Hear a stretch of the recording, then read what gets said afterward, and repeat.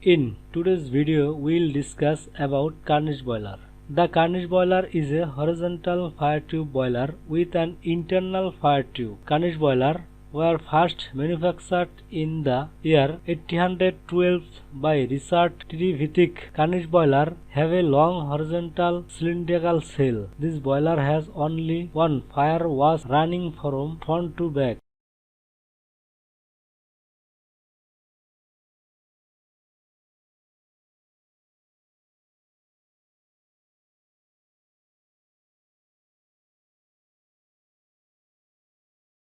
Is a stationary boiler and it is fire tube boiler.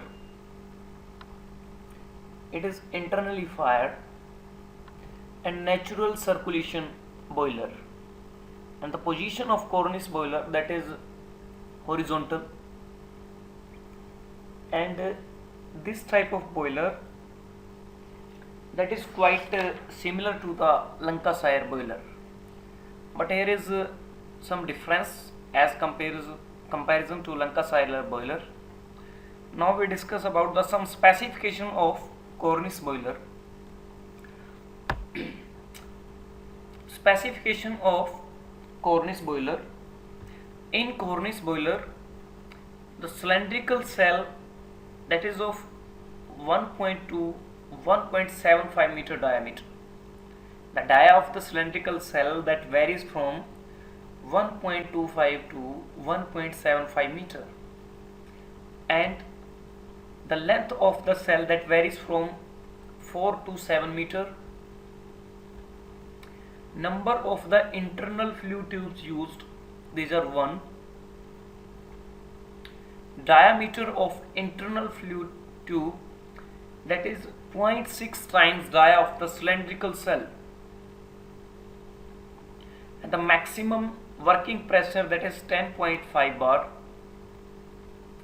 and the steam capacity of cornice boiler that is 6500 kg per hour. So here the capacity and working pressure of a cornice boiler is low as compared to Lancashire boiler. As we know, in Lancashire boiler the steam capacity that is 9000, here is 6500, and maximum working pressure here is 10.5 bar, and in case of Lancashire that is 16 bar. So this is the difference between cornice and Lancashire boiler. Now we discuss with the help of a diagram what are the main components of cornice boiler and how they work. This is long cylindrical external cell that is generally built of steel plates in section that is riveted together, and here this line shows the section of water in the boiler. This is internal flue tube that is 1 in number in cornice boiler, and this is fire grate or furnace. The furnace is placed at the front end of each tube and they are known as furnace tube, and coal is introduced through the fire hole into the grate. This is the main flue, and it is the brick arc. The brick arc that is used to prevent the entry of the burning coal and ashes into the interior of the furnace tube or flue tube. So this is the main reason, and generally the brick arc to deflect the flue gases upward. This is the bottom flue. The hot flue gases after leaving the internal flue tube pass down through the main flue to the bottom tube, bottom flue. So as we can see, this is the front view or elevation of the cornice boiler. Now with the help of side view we can see how it look like. This is the cylindrical cell, and number 2 it shows it has one internal flue tube. This is the side flue that is not visible in front view, and this is bottom flue, that is number 6. So that is the side view or profile view of the Cornish boiler. And this is the main flue. The flue gases enter the main flue, which leads them to the chimney. And as we know, the side flue, these flue gases moves to the front of the boiler, where they divide into and flow into the side flue. This is a spring loaded safety valve. So these are the some mountings which are mounted on the boiler, and the function of the safety valve is to release the excess steam when the pressure of steam inside the boiler exceeds the rated pressure.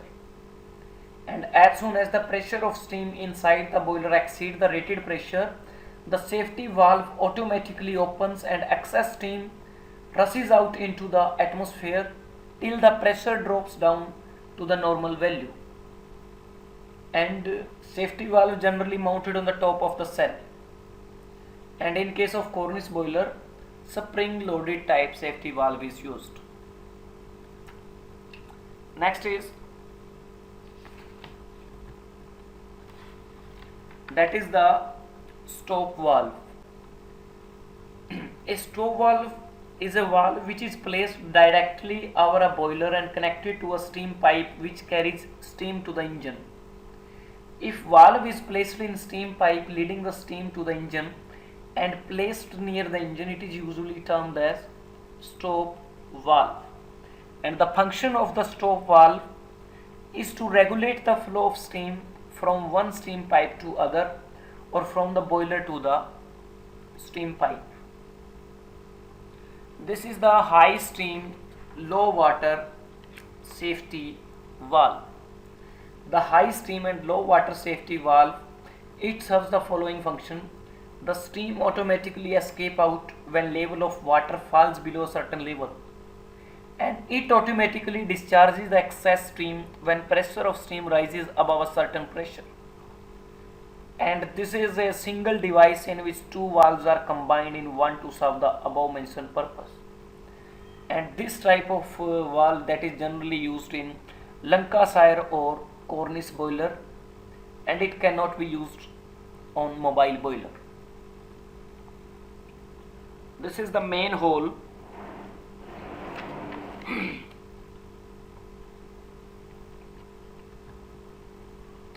It is feed pipe.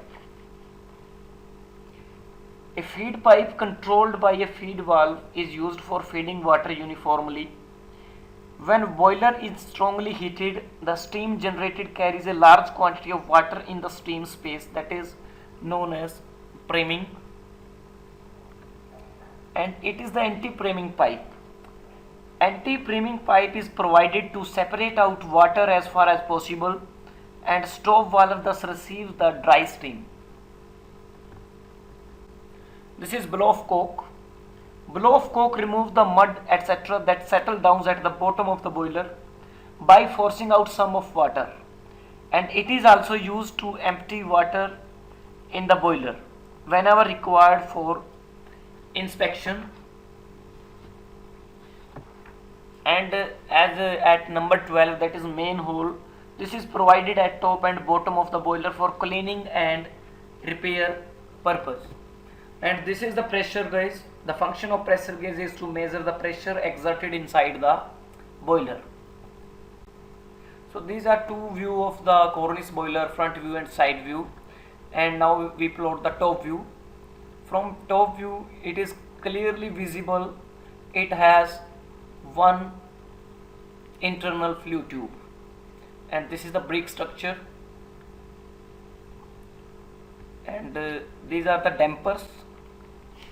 Dampers are generally provided at the end side of the flue to control the draught rate of flow of air. Dampers are provided to control the rate of flow of air and thus regulate the rate of generation of steam.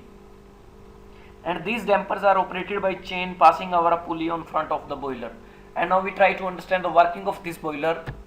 When coke start to burn in furnace, then flue gas is passing through the internal flue tubes through the main flue, then passes through the bottom flue. And from side view we can see from the bottom flue these are divided two sides from the side view. Sub number 7, these are the side view. Here we can see how the flue gases moves toward the side view, and from top view we can see how these are moves towards the chimney at the atmosphere. So this is the whole working, we can see how it works.